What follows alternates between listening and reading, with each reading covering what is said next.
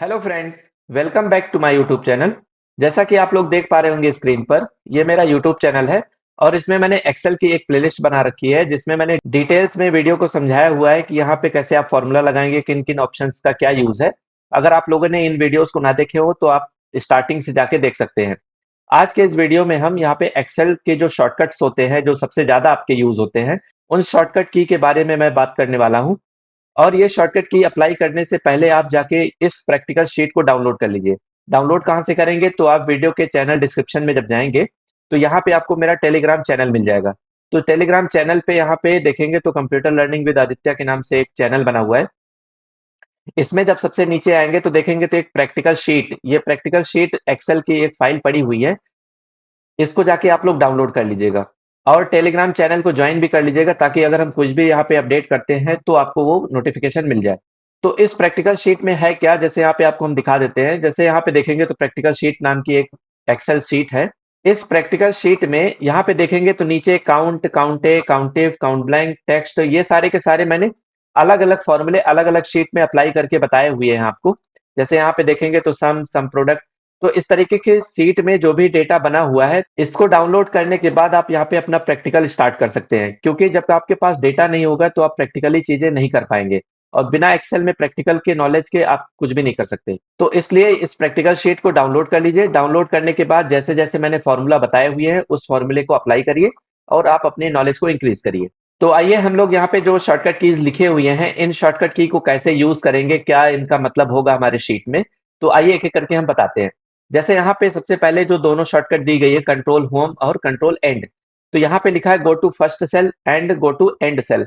यहाँ पे जो दोनों के दोनों शॉर्टकट लिखे हुए हैं, इसको आइए हम अप्लाई करके देखते हैं। जैसे यहाँ पे इसको अप्लाई करने के लिए हम आ जाते हैं माई शीट में। तो जैसे ही माई शीट पे क्लिक किया मैंने, तो यहाँ पे ये देखेंगे तो बहुत सारा डेटा इसमें बना हुआ है। अब इस डेटा में अगर हमको कहीं राइट साइड में जाना होगा, कहीं बॉटम में जाना होगा, तो इसके लिए हमको स्क्रॉल बार की जरूरत पड़ती है। जैसे अगर हम यहाँ स्क्रॉल बार को यूज करेंगे तो सबसे राइट साइड में आ गए। इसी तरीके से वर्टिकल वाले स्क्रॉल बार को जब हम डाउन करते लेके आएंगे तो सबसे लास्ट वाले में आ जाएंगे। अगर हमारे पास बहुत ज्यादा डेटा है, 20,000 10,000 डेटा पड़ा हुआ है, तो उसमें हम अगर स्क्रॉल करेंगे तो दिन भर स्क्रॉल ही करते रह जाएंगे, कोई काम ही नहीं कर पाएंगे, है ना। तो इसके लिए यहाँ पे हमको शॉर्टकट की जरूरत पड़ती है। जब आपके पास ज्यादा डेटा होता है तब आपको प्रॉब्लम क्रिएट होती है। अब जैसे यहाँ पे देखेंगे तो छोटी सी सीट बनी हुई है, अब इसमें कहीं स्क्रॉल ही नहीं करना है। तो जब आपको स्क्रॉल करना ही नहीं है तो शॉर्टकट की भी जरूरत नहीं पड़ रही है।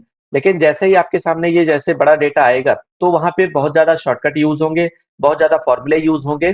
तो इनके बारे में आपको जानना रहेगा। तो जैसे यहाँ पे कंट्रोल होम और कंट्रोल एंड का यूज क्या है, जैसे अगर मान लीजिए हमारा कर्सर, ये कर्सर यहाँ पे रखा हुआ है। अब यहाँ पे अगर हम कंट्रोल की के साथ होम की प्रेस करेंगे तो हमारा कर्सर देखिए कहाँ पे जाता है। कंट्रोल की को प्रेस किए और होम की प्रेस कर दिए।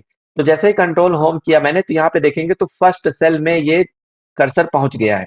अब फर्स्ट सेल का मतलब हो गया कि जो शीट की स्टार्टिंग पहली वाली सेल होती है उसी को हम लोग फर्स्ट सेल बोलते हैं। तो यहाँ पे इसका नाम क्या है? A1, ये नेम बॉक्स में दिखाता है। जैसे यहाँ पे मैंने क्लिक किया तो इसका नाम है D8, डी वाला कॉलम, 8 वाली रो। तो ये इसका नाम है D8। तो जैसे ही हम कंट्रोल होम प्रेस करेंगे तो यहाँ पे पहले सेल में पहुंच जाएगा। अब यहाँ पे अगर हम कंट्रोल की को प्रेस करते हुए अगर एंड की प्रेस करेंगे, तो कंट्रोल के साथ एंड की जैसे ही मैंने प्रेस किया तो आप देखेंगे तो ये सबसे लास्ट वाला जो डेटा हमारा पड़ा हुआ है, तो यहाँ पे लास्ट सेल में आ गया है। जैसे यहाँ पे देखेंगे तो 184 वाली लास्ट रो है और लास्ट कॉलम हमारा V है। तो इसके लास्ट में सबसे ज्यादा जो डेटा, सबसे लास्ट में जो डेटा पड़ा हुआ है वहां पे कंट्रोल एंड के साथ पहुंच जा रहा है। तो एक ही बार मैंने शॉर्टकट की यूज किया और डेटा में हम यहाँ पे पहली सेल में चले जा रहे हैं और एंड सेल पे आ जा रहे हैं। तो इस तरीके से कंट्रोल होम और कंट्रोल एंड का यूज करेंगे। इन दोनों की का यूज समझ में आ गया। अब अगला जो यहाँ पे दिया गया चारों, कंट्रोल और शिफ्ट के साथ राइट एरो की, डाउन, लेफ्ट और टॉप, इन सारे शॉर्टकट का यूज कैसे करेंगे? तो देखिए जैसे कंट्रोल और शिफ्ट का दोनों का जब यूज करते हैं तो वो डेटा सेलेक्ट होना स्टार्ट हो जाता है। तो जैसे यहाँ पे आइए हम प्रैक्टिकल करके आपको बताएं। अब जैसे यहाँ से हमको पहले सेल में जाना है तो कंट्रोल के साथ होम की प्रेस किया तो पहले सेल में आ गए। अब देखिए जैसे अगर हम यहाँ पे अगर हम चाहते हैं कि ये पूरा का पूरा जो ऊपर वाला रो है इसको हम कॉपी करके कहीं दूसरी जगह ले जाना चाह रहे हैं, तो यहाँ पे इसको पहले सेलेक्ट करना पड़ेगा।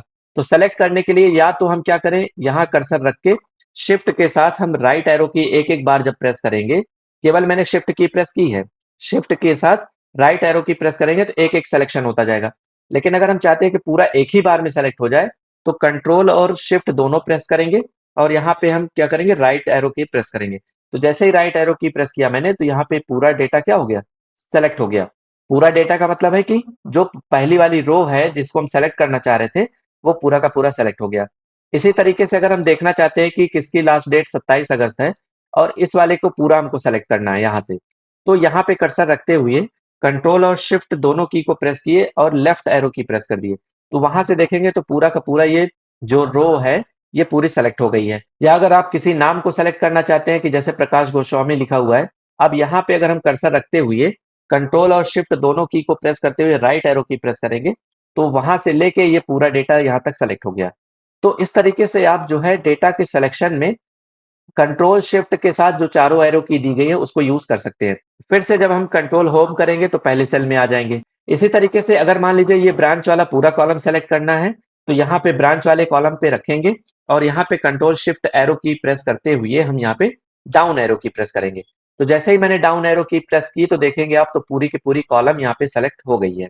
फिर से कंट्रोल होम प्रेस किए तो पहली वाले सेल में आ गए। तो यहाँ पे अगर मान लीजिए कर्सर रखा है तो कंट्रोल और शिफ्ट के साथ अगर हमने राइट प्रेस किया तो पूरा राइट वाला रो सेलेक्ट हो गया। कंट्रोल शिफ्ट के साथ डाउन एरो की प्रेस किया तो पूरा का पूरा ये नीचे तक सेलेक्ट हो गया डेटा। तो इस तरीके से जो चारों के चारों एरो की दी गई हैं कंट्रोल और शिफ्ट के साथ, तो इसका जब यूज करेंगे तो ये सेलेक्ट कर देंगे एक ही बार में। जैसे यहाँ पे एक एग्जांपल और आपको दिखा देते हैं। जैसे यहाँ पे ये छोटा डेटा है, तो छोटा डेटा में आपको ज्यादा समझ में आएगा क्योंकि यहाँ पे माई शीट में देखेंगे तो बहुत ज्यादा डेटा है। तो इसमें आपको मैं दिखाता हूँ कि कैसे अप्लाई करना है। जैसे यहाँ पे देखेंगे तो अगर मान लीजिए सीरियल नंबर को पूरा सेलेक्ट करना है तो कंट्रोल शिफ्ट प्रेस करके राइट एरो की प्रेस किए तो पूरा का पूरा ये सीरियल नंबर से लेके डिवीजन तक सेलेक्ट हो गया।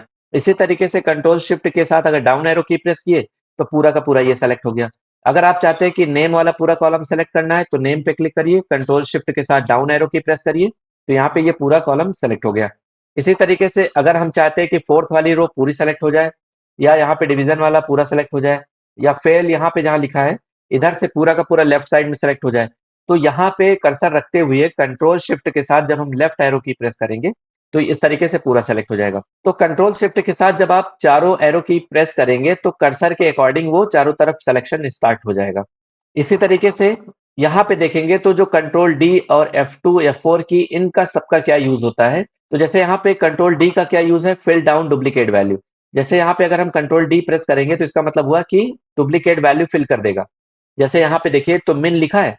अब यहाँ पे इसको जब हम सेलेक्ट करेंगे इस तरीके से, तो सेलेक्ट करने के बाद जैसे ही कंट्रोल डी प्रेस करेंगे तो आप देखेंगे यहाँ पे कि ये मिन वैल्यू सब में आ गई है। कंट्रोल जेड कर देंगे तो ये अंडू हो जाएगा। जैसे मान लीजिए आपने कोई डेट डाली, यहाँ पे जैसे 25 मार्च 2025 मैंने डाल दिया और उसके बाद इसको सेलेक्ट किए। अब यहाँ पे हम चाह रहे हैं कि सब में डेट यही होनी चाहिए, तो कंट्रोल डी जैसे प्रेस करेंगे तो आप देखेंगे तो यहाँ पे 25 मार्च सब में आ गया। लेकिन यही चीज अगर आप यहाँ से इसको ड्रैग करते तो ये डेट सारी की सारी क्या होती, चेंज हो जाती। तो कंट्रोल डी का यूज आपको समझ में आ गया कि यहाँ पे अगर किसी भी सेल की डुप्लीकेट वैल्यू हमको बनानी है तो उसके लिए यहाँ पे हम क्या करेंगे, कंट्रोल डी प्रेस कर देंगे। F2 का क्या यूज है, जैसे यहाँ पे F2 लिखा है रीनेम सेल वैल्यू। जैसे यहाँ पे अगर हम लिखना चाहते हैं कि कीबोर्ड शॉर्टकट कीज, तो इसमें तो ऑलरेडी शॉर्टकट की लिखी हुई है, तो इसको हमको एडिट करना हो या रीनेम करना हो किसी सेल का नाम, तब उसके लिए F2 प्रेस करेंगे। तो कीबोर्ड से जैसे ही मैंने F2 की प्रेस की तो आप देखेंगे लास्ट में कर्सर एक्टिव हो गया और यहाँ पे जो भी आपको लिखना है वो आप लिख सकते हैं इस तरीके से। तो किसी भी सेल में जाके F2 प्रेस करेंगे तो उसका नाम रीनेम कर लेंगे। F4 की जो यहाँ पे दी गई है लॉक सेल रेंज करने के लिए, तो इसको मैं एग्जांपल के साथ अभी समझाता हूँ। बाकी सारे शॉर्टकट अभी देख लेते हैं।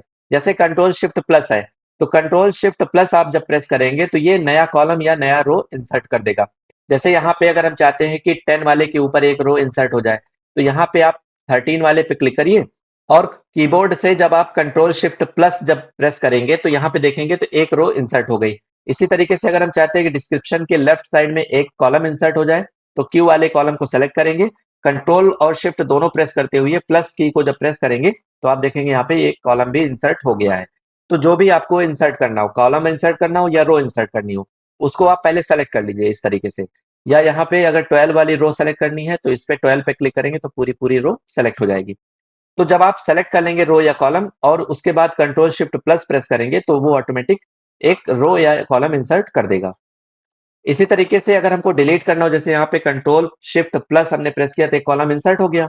अब यहाँ पे क्यू वाले कॉलम पे क्लिक करके कंट्रोल माइनस जब प्रेस करेंगे तो कंट्रोल माइनस करने पे देखेंगे आप तो यहाँ पे एक कॉलम जो बना हुआ था ये ऑटोमेटिक डिलीट हो गया। अगला जो शॉर्टकट दिया गया है कंट्रोल ए, जैसे ही हम कंट्रोल के साथ ए प्रेस करते हैं तो आप देखेंगे पूरा का पूरा जो डेटा बना हुआ है वो सेलेक्ट हो गया। तो एक ही बार में आपने डेटा सेलेक्ट कर लिया, ना कि हम इस तरीके से ड्रैग करके सेलेक्ट कर रहे हैं। यहाँ पे कर्सर कहीं भी होना चाहिए, जैसे अगर बाहर अगर कर्सर रहेगा डेटा से बाहर, तो यहाँ पे कंट्रोल ए प्रेस करेंगे तो पूरी शीट सेलेक्ट हो जा रही है। लेकिन अगर आपको इतना ही डेटा सेलेक्ट करना है तो यहाँ पे क्लिक करिए कहीं भी और कंट्रोल ए प्रेस करेंगे तो इतना डेटा पूरा सेलेक्ट हो जाएगा।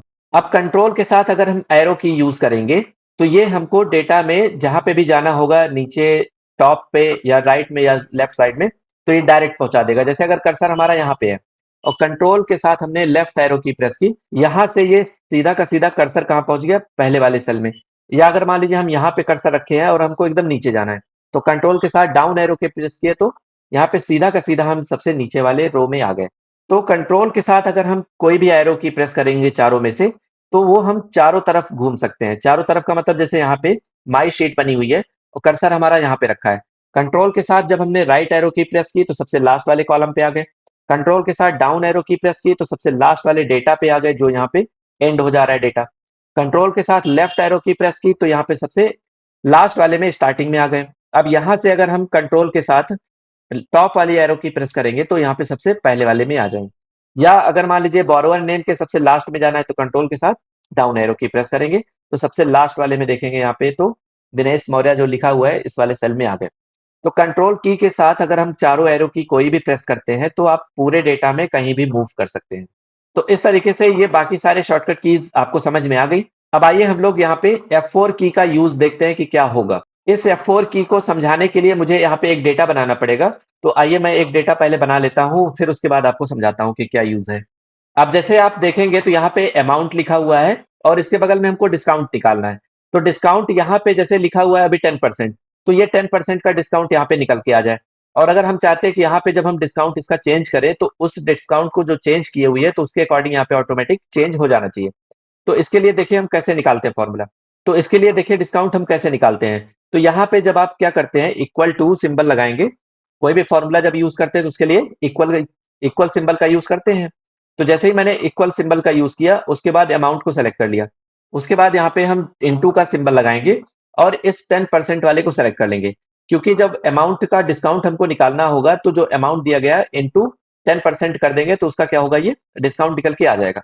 तो यहाँ पे जैसे ही मैंने एंटर, आप देखेंगे यहाँ पे तो 1000 का जो डिस्काउंट होगा 10%, वो यहाँ पे क्या होगा 100 होगा। अब इसकी वैल्यू अगर मान लीजिए हमने कर दिया यहाँ पे चेंज 20% कर दिया, यहाँ पे आप देखेंगे तो 1000 का जो 20% डिस्काउंट है ऑटोमेटिक चेंज हो गया। अब इसी तरीके से अगर हम पूरे के पूरे सेल में अगर हम 20% का डिस्काउंट चाहते हैं तो नॉर्मली हम लोग क्या करते हैं, इस फॉर्मूले को अगर हमने एक बार अप्लाई किया हुआ है तो इसी तरीके से यहाँ पे हम ड्रैग कर देंगे। तो ड्रैग करेंगे तो जैसे ही देखेंगे आप तो हैज वैल्यू यहाँ पे उल्टी पुल्टी कोई ना कोई वैल्यू आने लगी। तो ये डेटा का पूरा हमारा क्या हो गया, गलत हो गया। अब गलत क्यों हुआ, जब इस रेंज को हम यहाँ पे ड्रैग करें नीचे वाले में तो आपने देखा कि यहाँ पे इसकी रेंज चेंज हो गई। जैसे इस वाले में देखेंगे रेंज तो लिखा है W5, W5 का मतलब हो गया कि W कॉलम और 5 वाली रो, तो इसमें 1000 लिखा है। और इसमें देखेंगे तो 20% जो लिखा है तो वो X3 में लिखा है, X वाला कॉलम और 3 वाली रो। तो यहाँ पे जो है वो X3 है। तो यहाँ तो डेटा सही आ रहा है, लेकिन जैसे ही नीचे गया तो ये क्या हो गया, चेंज हो गया। अब यहाँ पे देखेंगे तो W6 हो गया और ये X4, तो X4 वाले में तो लिखा हुआ है डिस्काउंट और यहाँ पे रहना चाहिए था 20%। तो इस वजह से ये डेटा हमारा क्या हो रहा है, गड़बड़ आ रहा है। तो इसी चीज को हमको सही रखने के लिए हम क्या करते हैं, यहाँ पे जो ये वैल्यू दी गई है 1000, 1200, 1300, तो ये वैल्यू तो चेंज होके यहाँ पे अलग अलग इसका डिस्काउंट निकालेगा, लेकिन जो यहाँ पे वैल्यू लिखी हुई है वो फिक्स रहेगी, एक तरीके से लॉक रहेगी। तो जब इसको लॉक करना होगा तो इस वाले सेल पे जब हम डबल क्लिक करेंगे तो फॉर्मूला हमारा ओपन हो जाएगा। और X3 जो लिखा है तो X3 में लिखा है 20%। तो इस रेंज को या इस सेल को हमको लॉक करना होगा। तो लॉक करने के लिए मैंने यहाँ पे F4 की प्रेस कर दी और यहाँ पे देखेंगे तो दोनों साइड रो और कॉलम के साइड में यहाँ पे डॉलर का सिंबल आ गया। तो इसका मतलब हुआ कि यहाँ पे ये रेंज अब क्या होगी, फिक्स रहेगी। तो जैसे ही एंटर करेंगे और एंटर करने के बाद हम इसको ड्रैग करेंगे तो यहाँ पे देखेंगे तो सारे के सारे अब वैल्यू यहाँ पे क्या हो रही है, सही निकल के आ रही है। यहाँ पे डिक्रीज डेसिमल कर देंगे तो इस तरीके से जो पॉइंट में आ रही वैल्यू वो हट जाएगी। तो आप देखेंगे तो 1000 का 20% 200, फिर 1200 का 20% यहाँ पे 240 आ रहा है। तो अब जितने सारे यहाँ पे वैल्यूज आ रही हैं उनका सबका 20% यहाँ पे करेक्ट निकल के आया है। अब करेक्ट क्यों हुआ, क्योंकि यहाँ पे इस रेंज को मैंने क्या कर दिया, लॉक कर दिया। तो इस तरीके से आपने देखा कि यहाँ पे ये पूरा का पूरा फॉर्मूला हमारा करेक्ट होके निकल आया है। अब यहाँ पे अगर मान लीजिए हमने चेंज किया 10% लिखा, तो ऑटोमेटिक देखेंगे तो हर एक वैल्यू का 10% ऑटोमेटिक चेंज हो गया। तो इस तरीके से लॉक करके रेंज को, जिसकी वैल्यू चेंज नहीं होनी है उसको आप लॉक कर सकते हैं F4 की से, जिसकी वैल्यू चेंज करनी है उसको वैसे ही रहने देंगे। तो ये यूज होता है F4 की का। आई होप मैंने जितने सारे शॉर्टकट कीज आपको बताई हुई हैं वो सारी चीजें आपको समझ में आई होंगी। वीडियो अच्छा लगा हो तो प्लीज लाइक करें, सब्सक्राइब करें और अपने दोस्तों में भी शेयर करें। चलिए मिलते हैं नेक्स्ट वीडियो में। Thank you.